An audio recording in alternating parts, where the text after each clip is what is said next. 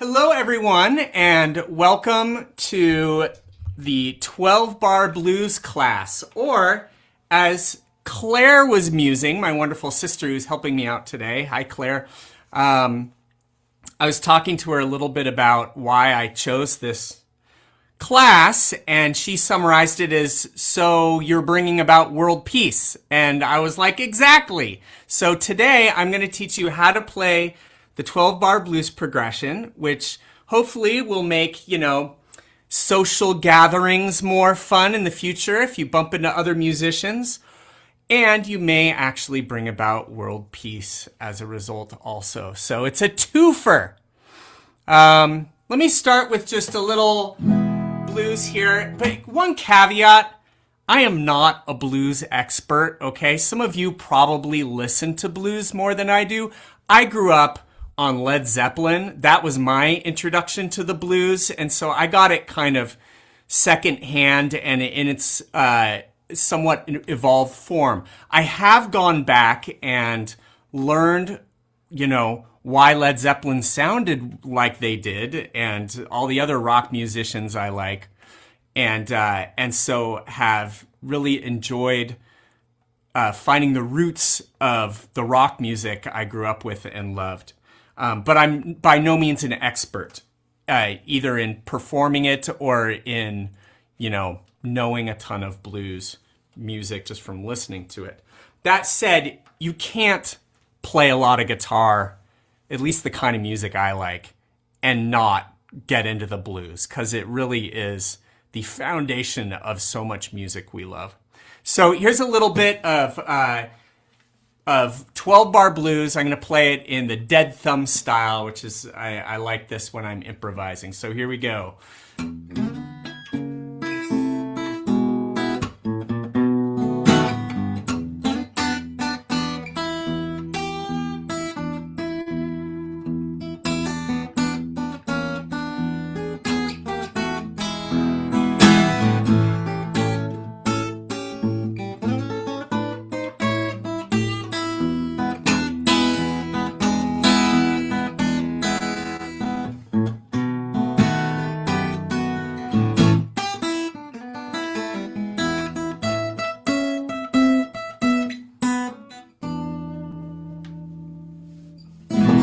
So there's just one run through the 12 bar blues progression.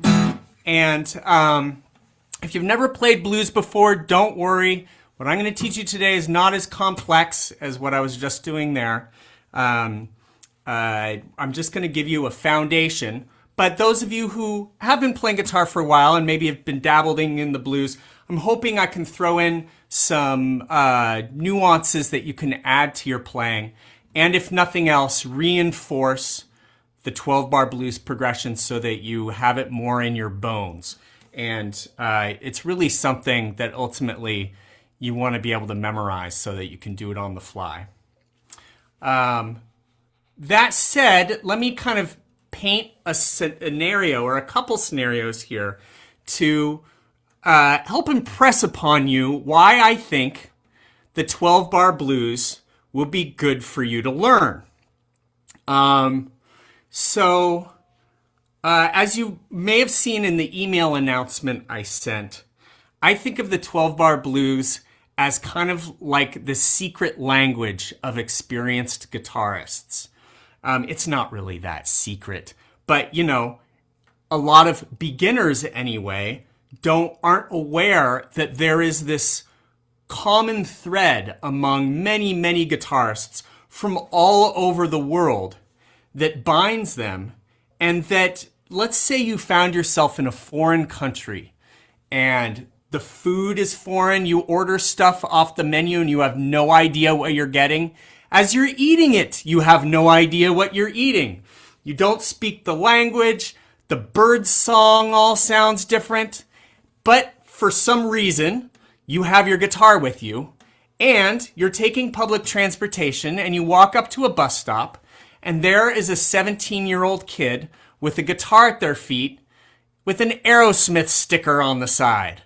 Well, chances are good, even if you couldn't say hello to them in their language, if you brought out your guitar and started playing the 12 bar blues, and this other person didn't just have the Aerosmith sticker on their guitar for show, they'd probably know it too. If you take guitar lessons long enough and you like rock music or popular music, you're probably going to learn the 12 bar blues, and that becomes a common language that you have with so many musicians.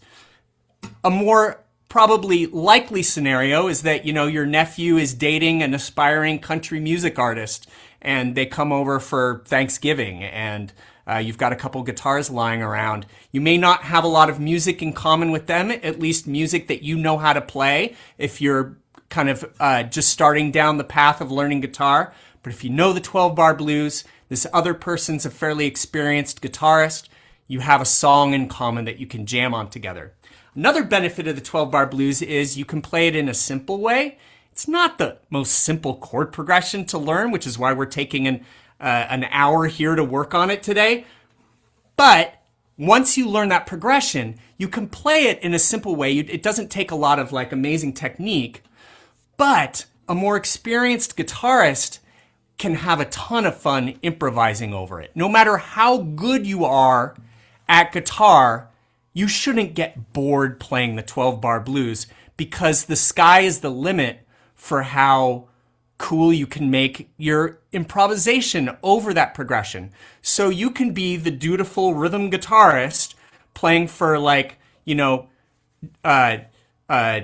Satriani, who's come over for Christmas or something, next to you, Stevie Ray Vaughan reincarnated, and they'll have a blast just as you will, probably.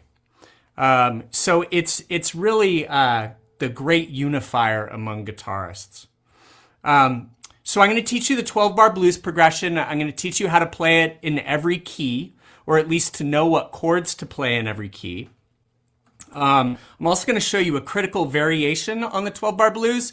There are lots of variations. I don't want to confuse things by going through a bunch of them. But there is one thing that's very common. It's called the quick change. So I am going to teach that to you because you'll probably encounter it if you haven't already, if you get into playing the blues at all. And so I want to just give you a heads up with that. And then we're going to go over that blues shuffle riff. And if you were here before the class, I was having a little conversation with Joel Klein, who's one of the longtime Heartwood Guitar members who I know through the Q&As that I teach once every 2 weeks to members. Joel suggested that I do this workshop, so he's why we're all here. And he pointed out that I only got part way through teaching this blues shuffle riff in the last free class I offered back in September. So this time you'll learn the whole thing.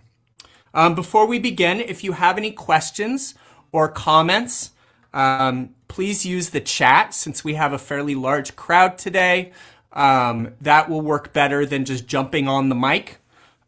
If you've asked a question, you can keep your mic on or turn it on and off as we converse, of course. But at least initially, if you have a question, put it in chat. And then my wonderful big sister, Claire Bodden, who may be in the top left corner of your screen, depending on your window.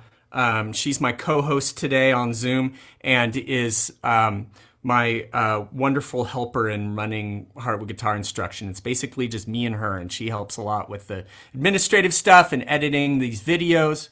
Speaking of which, this video will be available in a few days on my website if you want to review it.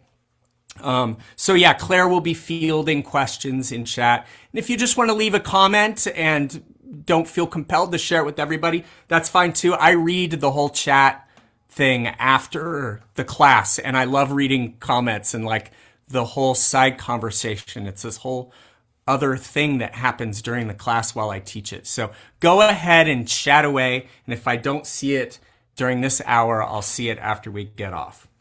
Rob, okay. Can I interrupt you for just one minute? There are two folks here who say that they can hear you fine but cannot hear your guitar.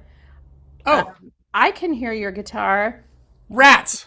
It's I suspect that their problem has to do with their version of Zoom. This has happened with a couple students recently.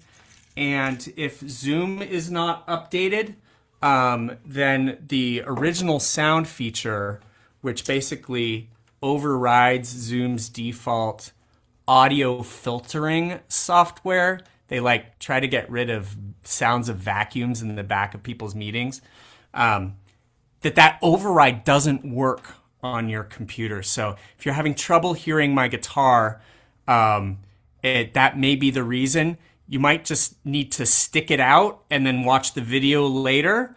Or if it's really annoying you, unfortunately, the best solution is probably to log out, update Zoom, restart your computer, and then log back in. Anything else I should know about, Claire? And I'll let you in if anybody wants to do that.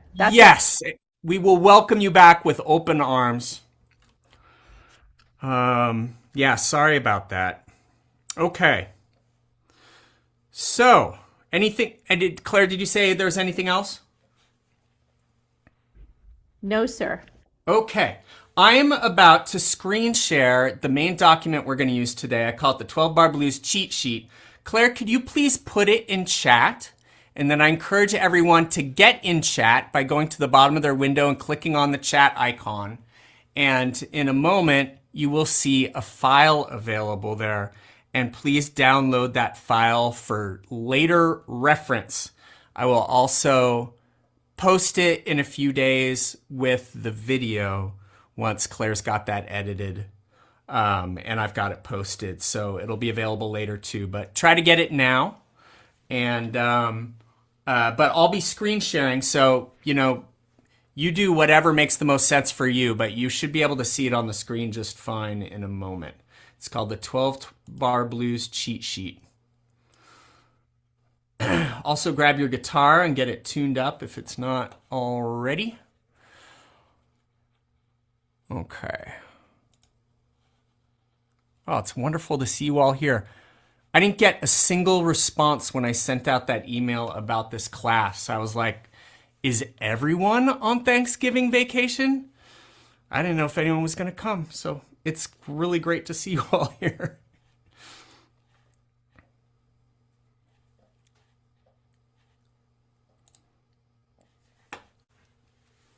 All right. Claire, is this coming through clearly? It looks great for me. Lovely. And then let's do that. Okay. Sorry if this looks daunting. It'll all make sense in a moment. So,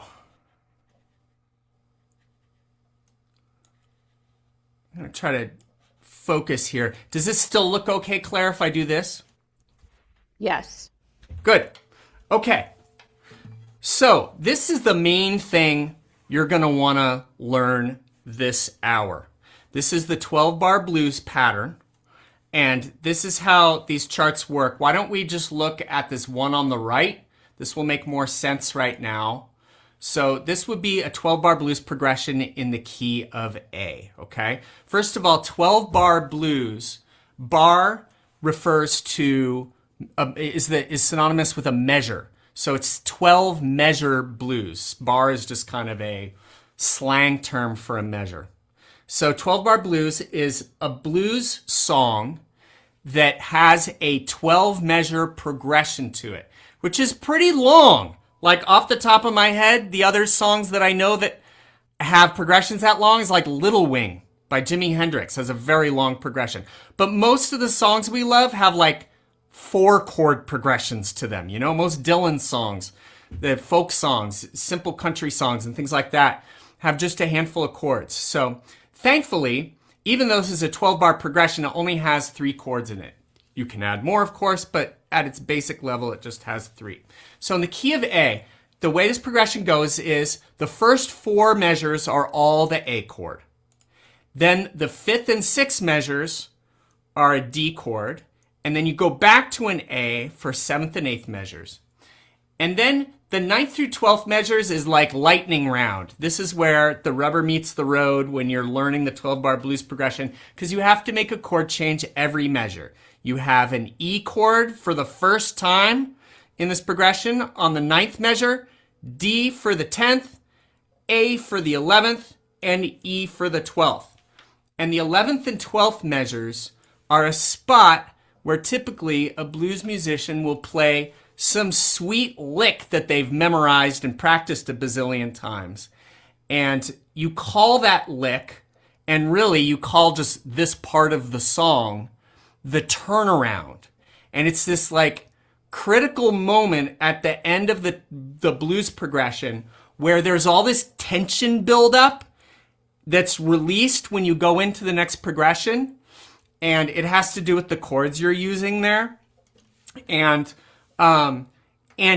playing this cool lick over those two measures just kind of heightens the excitement and makes it sound extra cool. So at the end of this hour, I'm going to go over like things you can do once you've learned the basics of playing the 12-bar blues. And one of those things I'm going to recommend is to learn a bunch of turnarounds in the key that you prefer playing blues in, which will probably be A. So learn a bunch of turnarounds in A. And then you can start throwing those in while you strum the rest of the 12-bar blues progression in a more simple way. And it can be a fun way to level up your blues playing and really sound cool. One other thing in this diagram that I want to point out is that often in 12-bar blues progressions, you do something special in the second measure where you play what's called the 4 chord instead of the 1 chord. And in the key of A, that would mean a D chord instead of an A chord. This happens really often. I was just listening to like Give Me One Reason by Tracy Chapman. Great 12-bar blues song. I think until Fast Car became really popular again. I think it was her biggest hit. And I loved her Tracy Chapman album, her, what is it, eponymous album? Anyway, the album named after her. I love that album in college. Anyway, that one has a quick change in it. Tons of blues songs have a quick change in it. And so that was that nuance that I wanted to tell you about. So that's why it says quick change to D with a question mark next to it, because often this will not be an A chord, it will be a D chord. We will be playing without the quick change for the most part today, just to keep things simple. Okay. In a moment, we're going to practice this progression, and then I'm going to explain this number system over on the left here. But before I start, let me just see, Claire, is there anything else in chat I should know about? Not so far. All right. Let's do this. Let me look at my notes here. Okay. So what I want you to do here now is I want you to... Okay, I'm going to do a few things. One thing is I'm just going to play some blues, and I want you to listen to me count out the measures so that you can get a better sense of, you've probably heard a lot of blues before, but I don't know the degree to which you really are paying attention to like when the chord changes, or if you really have an ear for that turnaround yet. And I'm going to play a turnaround now to demonstrate. So let me play, I'm just going to play just like a blues shuffle, which I'm going to teach you at the end of this hour. And I'm going to call out the measure numbers. And as I call them out, I want you to follow along in this table. When I count out 1, I'm playing this chord. 2 is this chord. 3 is this chord. All the way up to 12 down here. When I get to 11 and 12, listen for the turnaround, all right? Okay. Here we go. I'm going to start with the little turnaround just as a little intro, okay?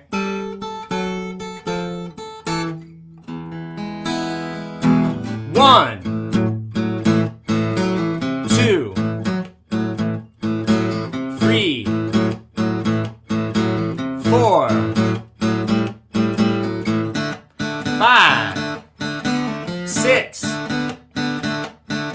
7, 8, 9, 10, 11,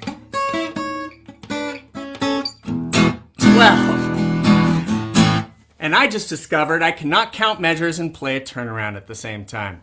Anyway, you get the idea. So that's the 12 bar blues. Let's try it together now. Grab your guitar, and I always try to give like different people options based on their skill level. I hope this doesn't bore any of the more advanced guitarists here, but I can at least give you a little something to snazz it up. So first of all, beginners, if you only know A, D, and E, you can still play this. What I want you to do is just strum along with me, playing one strum per beat. Okay? So it's going to sound like this. I'm going to count those measures again, but this time I'm strumming one strum per beat. There are 4 beats to a measure here. So we're going to strum 4 times every time I count out a number, like this. 1, 2,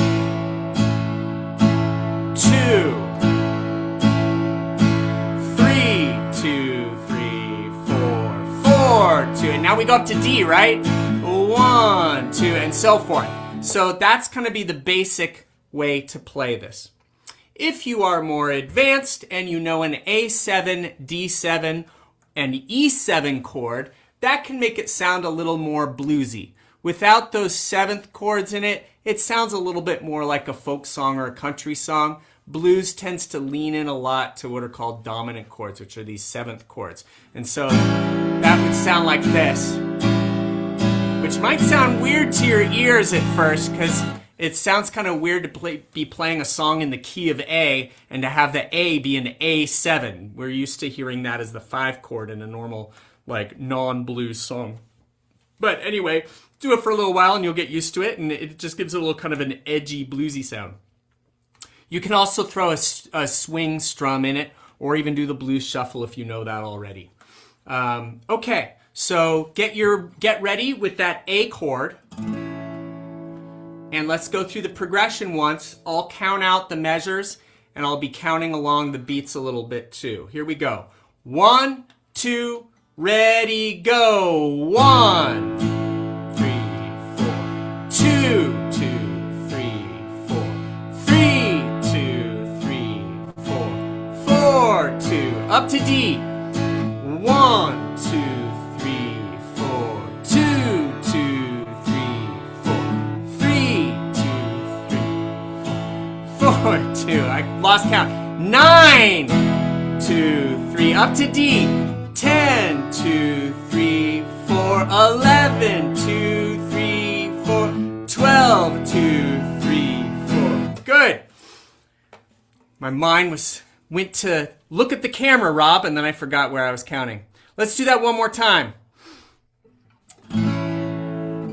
Here we go. 1, 2, ready, go. 1, 2, 3, 4. 2, 2, 3, 4. 3, 2, 3, 4, 4, 2.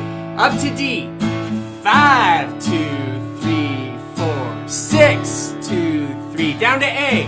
7, 2, 3, 4. 8, 2, 3. Down to E. 9, 2, 3. Up to D.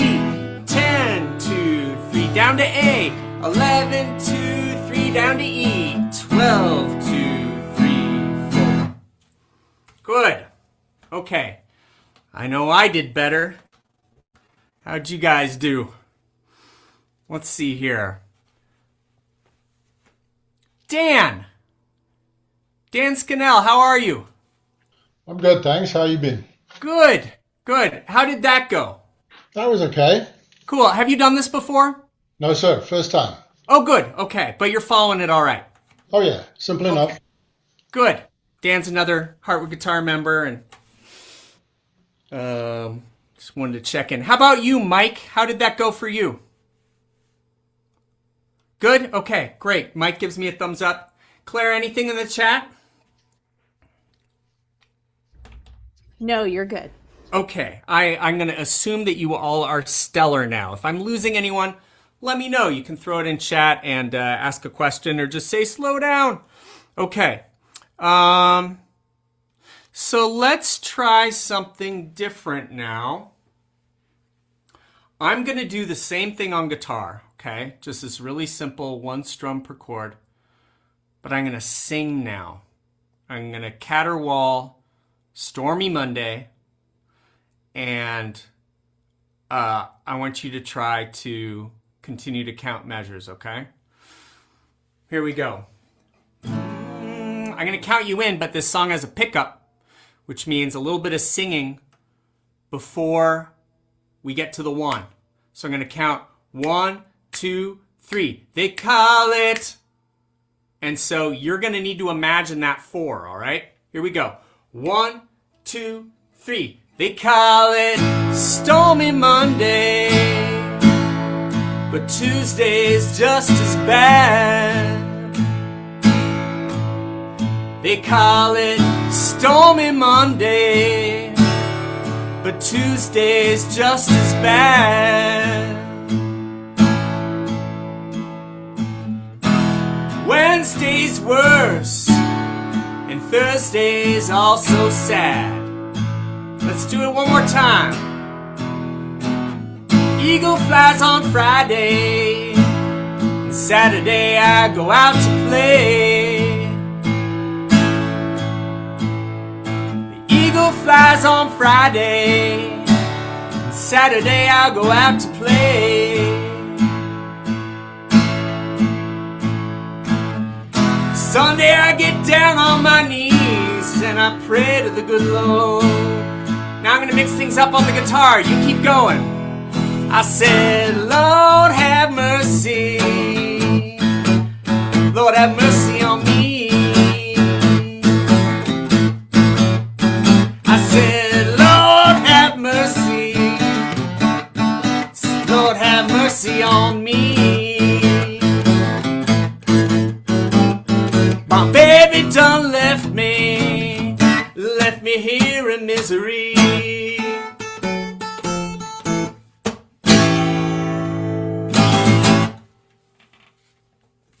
All right, so I kind of gave you 3 levels of difficulty there, slowly providing more distraction, and hopefully you were able to follow along on that 12-bar progression. You can get lots more practice getting on YouTube and searching for 12-bar blues in A. Maybe ask for a slow tempo, and you'll find lots of videos that like show the chord on the screen as you're supposed to play it. There are all sorts of backing tracks out there. If you want it to really sound good, you can tailor your backing track, like say guitar backing track, and maybe there's no guitar in it, but there's bass and drums and keyboard, and so it's like you're playing along with a band while you do it. So searching for blankety blank backing track on YouTube is a great resource. There's so much good stuff out there to practice with now for guitarists. It's just wonderful. Okay, Claire, how are we doing in chat? Got a quick question. James is asking, did you say A7 and D7 or E7 and D7? All 3. A7, D7, and E7. All 3 of those chords can be played as 7th chords. I just messed up my interface. Hold on a second here. There we go. Sorry. All right. And let's try that.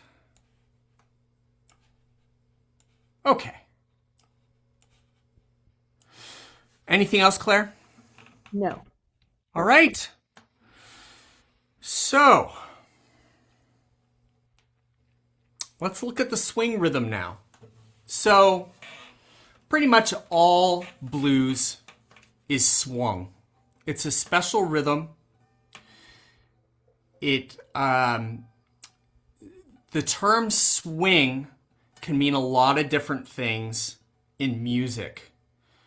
Like, you know, if you're watching Guys and Dolls, one of the characters might be like, wow, man, that cat's really swinging. And that just means like, that's some really good jazz music I'm listening to. And people still use the term that way. But if you say that a song has a swing feel, that's something more specific. What it means is the offbeat in the rhythm is delayed. And let me give you an example here, okay? I'm just going to damp my strings. Here is straight feel, which means no swing. 1 and 2 and 3 and 4 and. Here is swing feel. 1 and 2 and 3 and 4 and. So that offbeat, the and, is delayed. You got to strum down and then pause for a second and then do a quick little up down. So it's down, up down, up down, up down. 1 and 2 and 3 and 4 and instead of 1 and 2 and 3 and 4 and. That'd be like Chuck Berry, right? Buddy Holly. Rock and roll, early rock and roll was just blues sped up and they got rid of the swing. That's what early rock and roll is basically. And so that's a little bit of that lineage I was talking about of blues evolving into rock music. Early rock music was just the blues sped up and you got rid of the swing, more or less. So going back to that swing rhythm, a lot of you probably know how to swing already. Great. If not, I would say just practice locking into this track that I'm about to make as we're recording this class here. Get back to this video later and just play along with it a lot.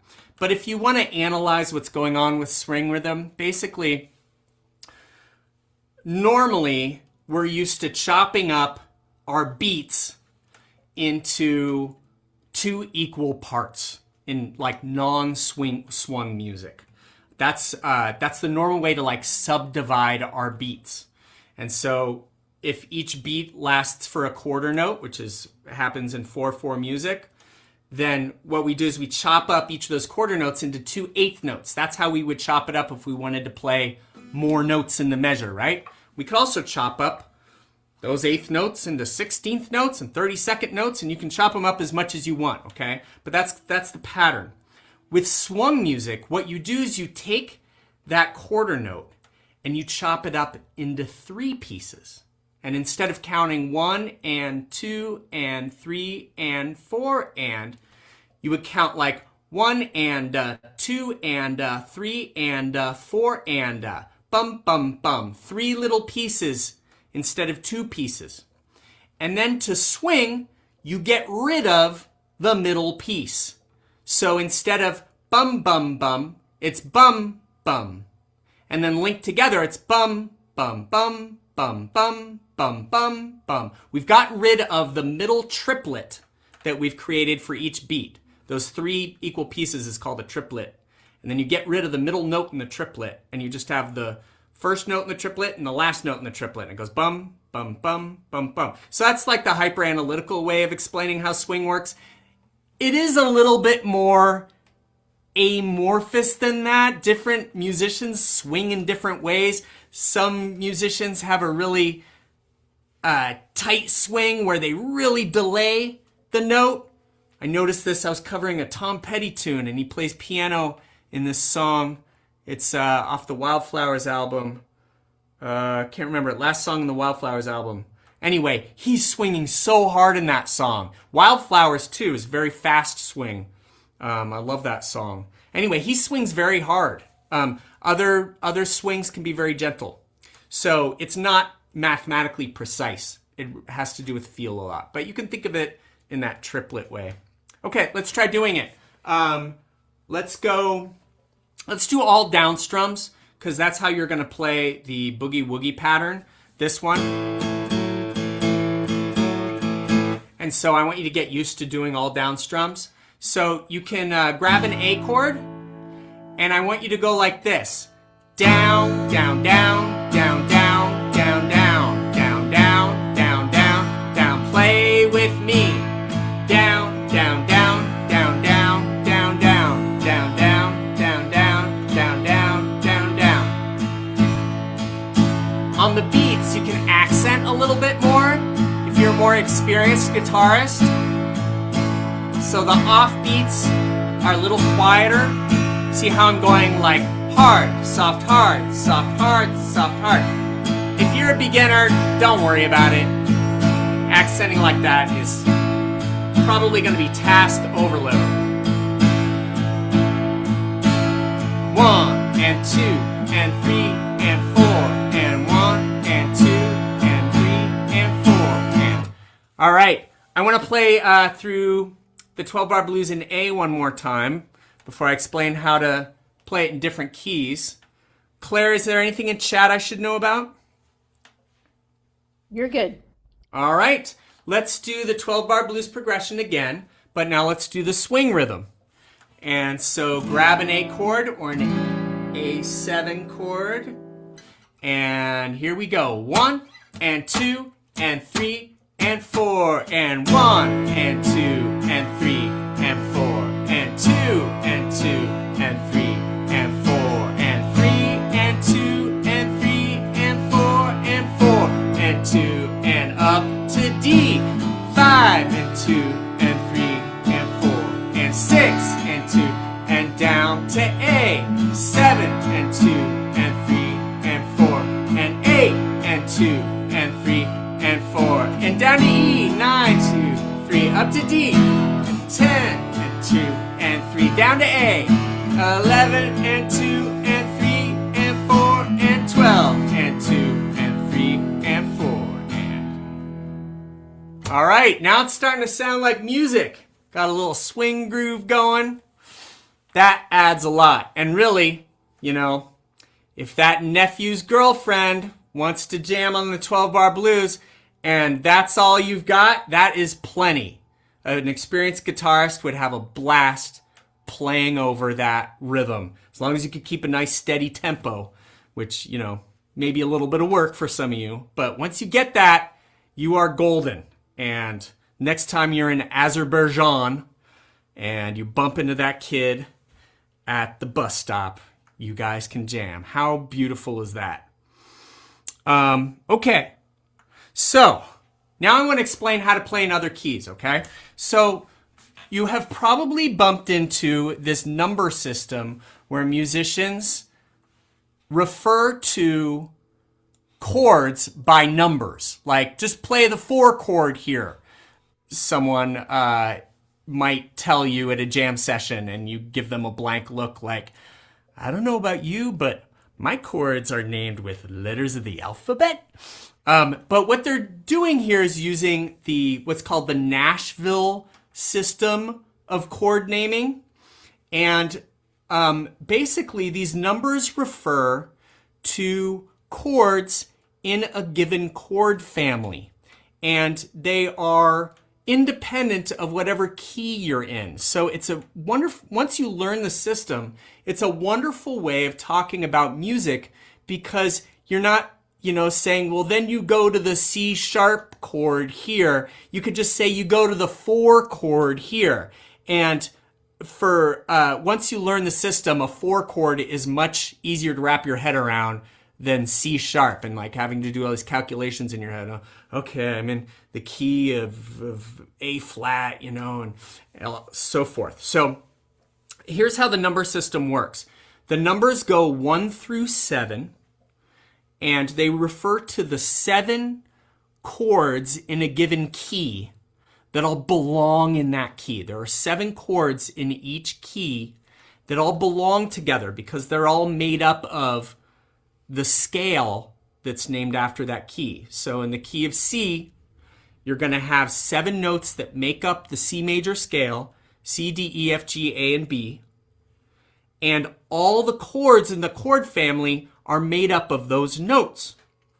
And so there's a 1 chord in the key of C, it's the C chord. The 2 chord in the key of C is a D chord. It's a D minor. You don't have to get into right now which ones are major and which ones are minor, but it's a D kind of chord. The next chord, the 3rd chord, is an E chord. 4th chord is an F chord. Do you see how we're progressing up the alphabet, the musical alphabet? 5th chord is the G chord. Now we've gotten to the end of the musical alphabet, more or less. And so what do? For the 6th chord, we wrap back around to A again. The The 6th chord in the key of C is an A chord, and the 7th chord is a B chord. Now, the actual chords are C major, D minor, E minor, F major, G major,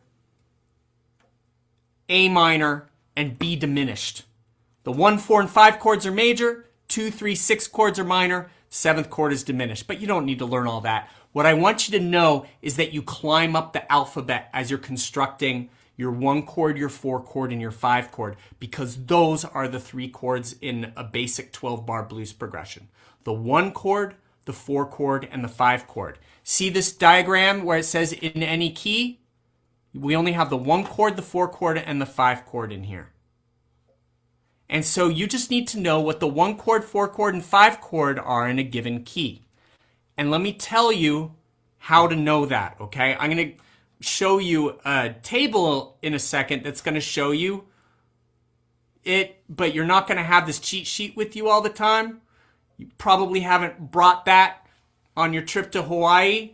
And so when you're jamming with the locals there, you're just going to need to do a little bit of counting up the alphabet, but it's easy. Check this out. If we're in the key of C, that's the 1 chord. I'm going to point to my thumb for the 1 chord here. Count up the musical alphabet. Really, it's not the musical alphabet. I'm sorry, I misspoke. Just count up the alphabet, the regular alphabet, until you get to the 4th letter, including C. C is the 1 chord, right? So C, D, E, F. F is the 4 chord. And then one more letter, G, is the 5 chord. C, F, and G are the 1, 4, 5 chords. So if you want to play the blues in the key of C, where it says 1, play a C chord. Where it says 4, play an F chord. Where it says 5, play a G chord. And you will have done the same thing that we did here in the key of A. A is A, D, and E. A, B, C, D is the 4 chord. E is the 5 chord. Let's do the key of G. G. Now immediately we have to wrap around to the beginning of the alphabet again, right? So G, A, B, C, D. G, C, D are the 1, 4, 5 chords. This works for any of the common open keys on guitar. It works for the caged keys.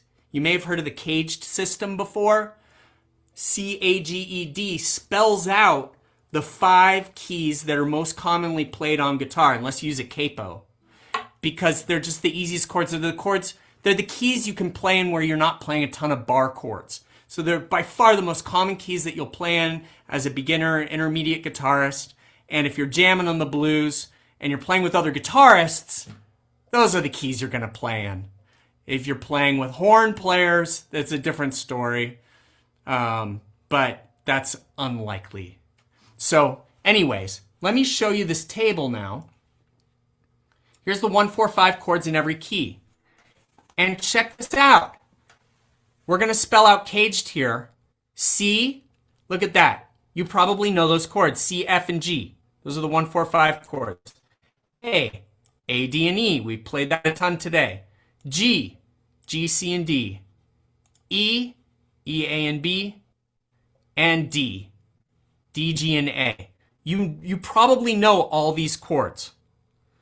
And notice that there were no sharps or flats in any of these keys. C, A, G, E, and D, you don't need to worry about sharps and flats. You may know enough about music to know that in some keys some of the notes are sharp or flat. So if you're counting up like all the notes in the key of G, you have to take that into account. It's G, A, B, C, D, E, and F sharp, not F. There's one sharp in G. It's F sharp. The thing is, as those sharp notes or flat notes get introduced to our keys, they tend to avoid the 1, 4, 5 chords. Isn't that convenient? So you don't need to know your musical alphabet or to take into an account when you're working with the C-A-G-E-D chords, or keys, excuse me. If all you're looking for is the 1, 4, 5 chords, it's dead simple. Just count up the alphabet on your fingers. No shame to do it on your fingers. I still do it on my fingers. Okay, let me take a breath here. That was probably a lot if you don't deal with a lot of music theory. So please, if you're lost or even just curious about something, please ask a question. Claire, is there anything in chat right now? You're good. Okay. All right. So, look at my notes here. Okay, let's learn that blues shuffle riff.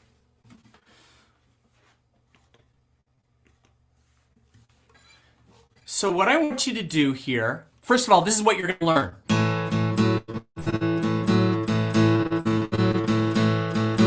3, 2, 3, 4, 4, 2, 3, 4, up to D, 5, 2, 3, 4, 6, 2, 3, 4, 7, 2, 3, 4, 8, 2, 3, 4, 9, 2, 3, 4, 10, 2, 3, 4, 11, 2, 3, 4, 12, 2, 3, 4. That's what I'm going to show you. So here's how you play it. So what I want you to do is start by fretting the 4th string, 2nd fret with your pointer finger. Okay? Pick the 4th string and it should sound like this. So that's the 4th string, 2nd fret. Make sure it sounds like this. Gosh, I hope most of you can hear me. I'm sorry to those of you who can't hear my guitar. Now, I want you to try strumming the 5th and 4th strings together, like this. That's called an A power chord. It just has a 1 in it, which is the A note, and a 5 in it, which is the E note. An A power chord. And this is going to be the foundation of our blues shuffle riff. Okay, so this is gonna this is gonna be where you're gonna be for the 1 chord in your 12-bar blues progression. Okay. Rob, is For there the more to see with the blues shuffle riff in A? Do you need to scroll up on your screen? No. I'm gonna stay mysterious here. Oh, okay. Claire, you know this trick. Remember overhead projectors with the 4th graders? Yes, I do. You put the piece of paper over the stuff that you're not at yet. You probably taught me that trick. Claire and I were both classroom teachers. Claire was a much better classroom teacher than I was. Anyway, yeah, I'm gonna hide that for a moment. We'll have a big reveal in just a moment. So here is the 1 chord.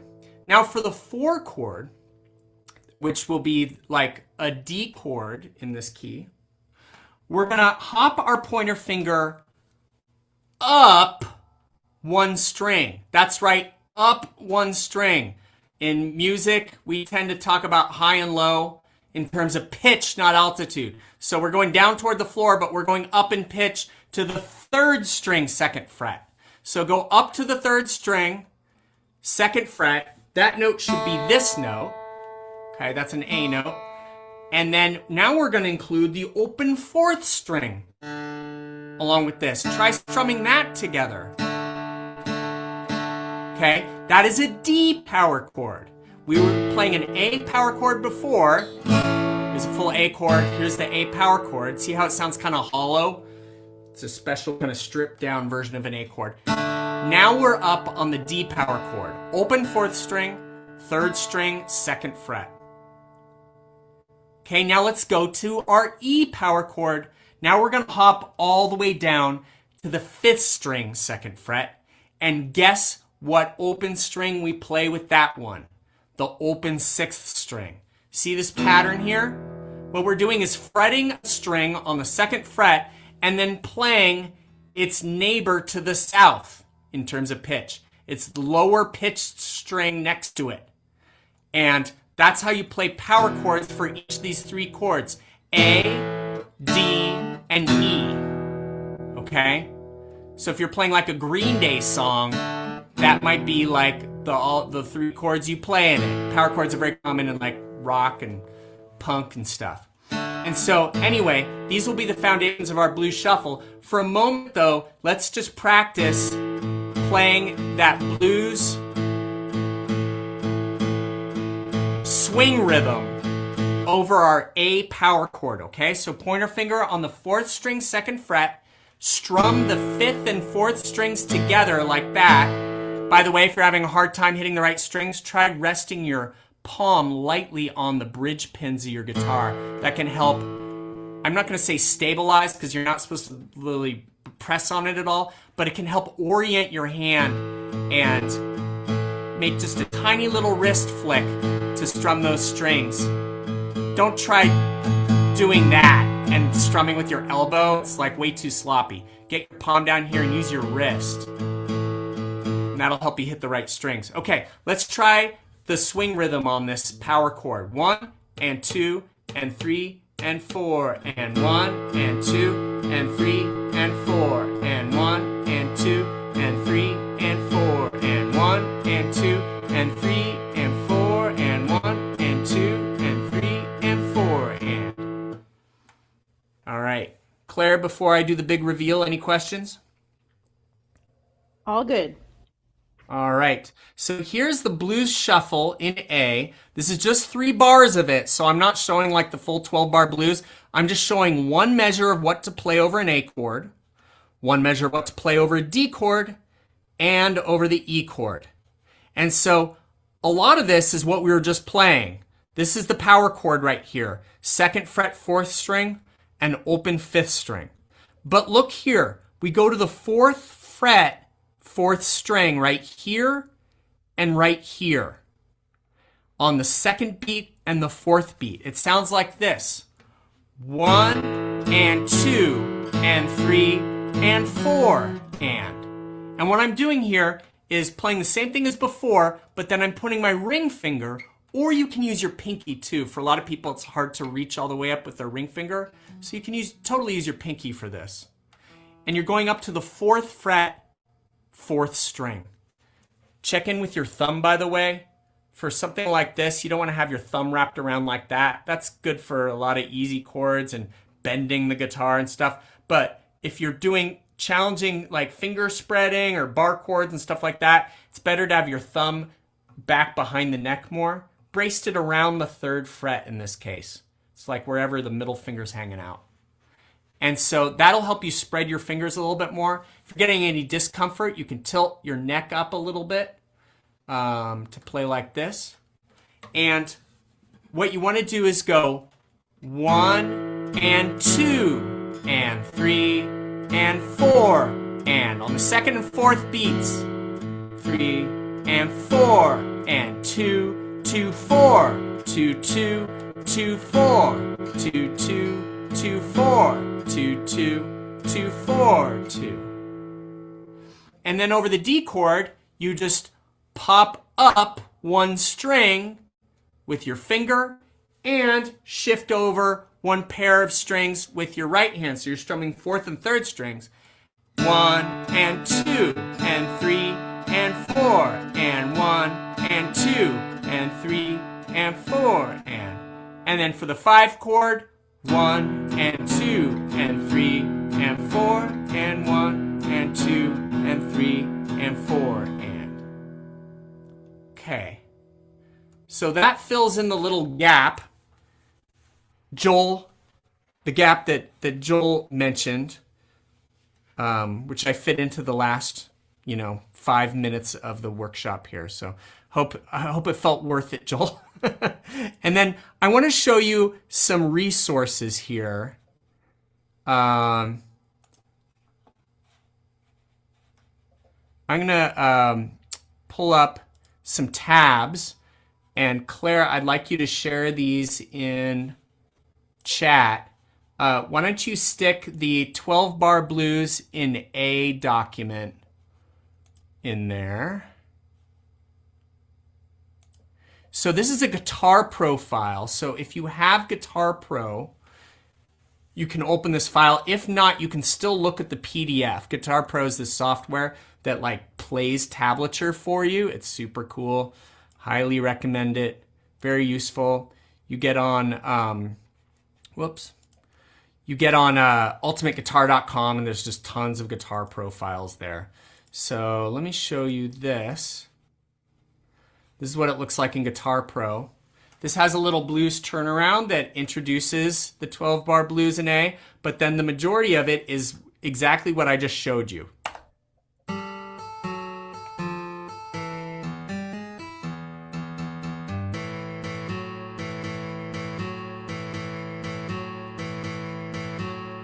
Third measure. 4. Up to D. 5. 6. Down to A. 7. 8. Here's the lightning round. 9. 10. And the turnaround.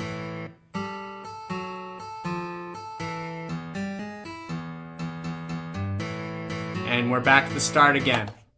So, if you're a little bit more of an advanced guitarist, you can take what we learned today and apply it to that tablature and teach yourself how to play the 12-bar blues in a fancier way. Claire, could you also stick in the turnarounds document? This is a little PDF that I made like 2 decades ago that has a bunch of turnarounds in it, and a lot of them are in A because it's like the best beginner key for blues, because you can play this blues shuffle over all 3 of the chords. It's the only key where you can do that without some finger calisthenics. If you wanted to play an A flat, for example, you have to do this huge stretch. So key of A is really nice because we get to use those open bass strings for our blues shuffle.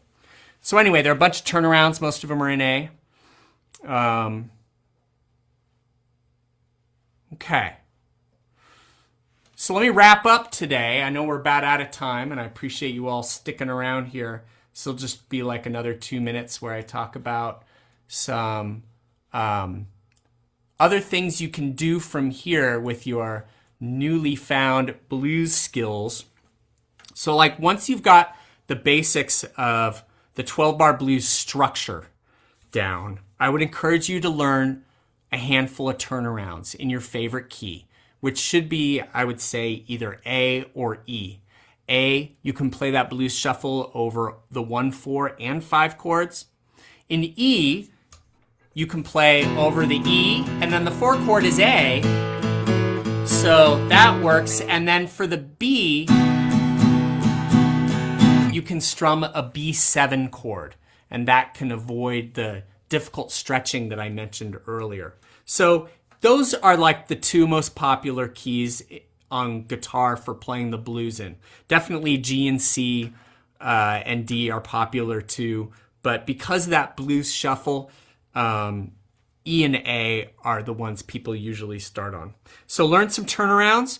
Also, if you want to get into some lead guitar work, what you want to learn is the minor pentatonic scale.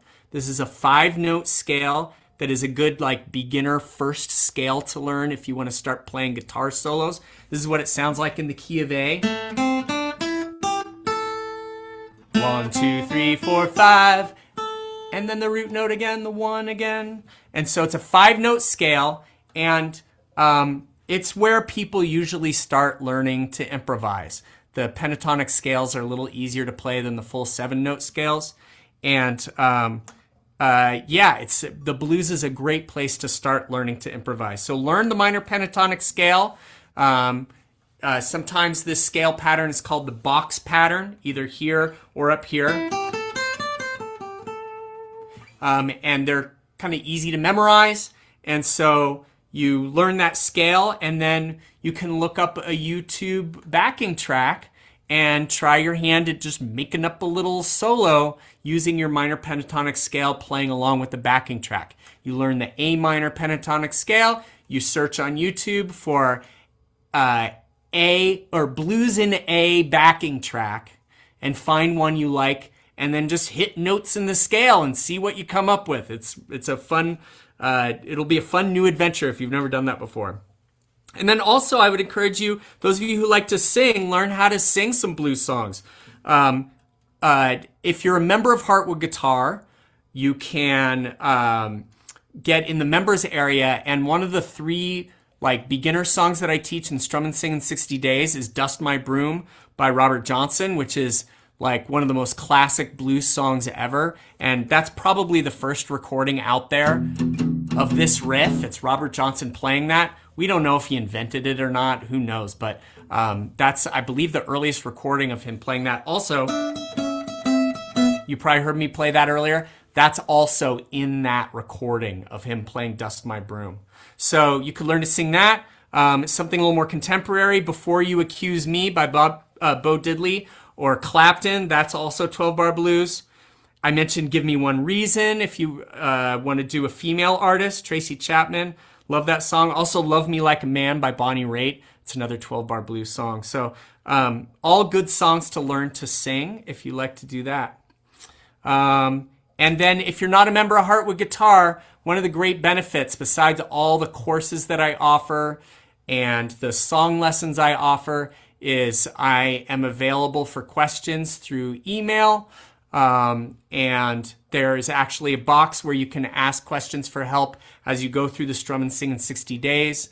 So it's very easy to get in touch with me. And also twice a month, like once every 2 weeks, I do these Q&As where we meet like this over Zoom, but it's just an hour of me teaching a little skill, but then also people asking me questions about anything regarding music. And so, you know, you can come in and tell me where you've gotten stuck in your blues adventures, and I could point you in the right direction. So it's a great cost-effective way to get some extra help and keep some momentum going with your progress on guitar by becoming a member of Heartwood Guitar. And right now it's 40% off. I've got a Black Friday sale going on right now. So would love to have you. I see a lot of current members here today, and I just want to thank you guys for coming. It's great to see some familiar faces. Makes me feel more comfortable knowing some people here in the class. I know so many of you well through those Q&As, and it's just wonderful to see you. So thanks for coming, guys. Okay, I know we're a few minutes over, and so why don't we wrap up with that? Claire, we can stop recording, but I can hang out for a little bit and chat if you want to. So stick around if you'd like. There are 2 questions in the chat. I should have asked. Let's address those before we stop recording. Yeah. Okay. Before we start, so the first one is: do you switch to using a pick from using a pick to finger style for some of the turnarounds? Oh, good question. Yeah. No, I can't remember the last time I put down or picked up a pick in the middle of a song. Every once in a while it happens, but it's such a pain. And if you're performing, like, you know, chances are good that the higher power will deem it necessary to make your pick fall off your music stand when you put it there. And it's just so much can go wrong in transit. So I do not like switching between pick and no pick. Some guitarists like tuck it behind their fingers, but no, a lot of these turnarounds you hybrid pick. And so this is like what you do when you're playing Stairway to Heaven. My guitar's out of tune. Anyway, so what you're doing here is picking the lower pitched note. This is what you need to do in a lot of these turnarounds is pinch, play two notes at the same time. It's rare that you have to play 3, in which case you'd probably be strumming them. But with 2, you pick the lower note with your pick, you pick the higher note with your middle finger. Or you could use your ring finger if you use 2 fingers on your pick, but you should really just use 1 finger and your thumb holding your pick, and then use your middle finger for the other note. So it looks like this. Or like this. Like that. And it takes a while to learn how to make those notes have the same volume. That'll be an adventure you'll go on. Okay, what's the other Rob, question? when you do the string thing, do you mute in there sometimes? When I do the swing rhythm?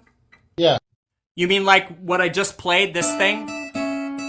No, when you're in the full rhythm and you're playing. Oh, like this. Yes. Yep, so that's a nuance I didn't teach today. That would be fun to work on in the Q&A sometime. If you want to ask next time you're in the Q&A, if you want to check out that technique, I can show it to you. I'm doing right hand damping, bringing the karate chop part of my hand down on the strings That's what I thought. after every down beat. Thank It's you, like sir. every other strum. Yeah, Dan? I said thanks. Oh yeah, sure thing. Claire, what was the other question? Last question is, when are the Q&As usually? Oh, they're on Thursdays at 1:30 Pacific time. Yep, it's the sweet spot in my kids' schedule. Sorry, my three little turkeys take precedent over all you guys. I apologize. I know it doesn't work for some people, and I wish I could vary it, but yeah, the kids are in school, and yeah. So the Running next one is raising children. The next one is December 11th. Cool. Thank you, Claire. Claire's at all those Q&As too. So a lot of you here today know Claire, my wonderful big sister, one of my best friends. Okay. Any other questions, Claire? Lots of compliments. Oh, thanks, guys.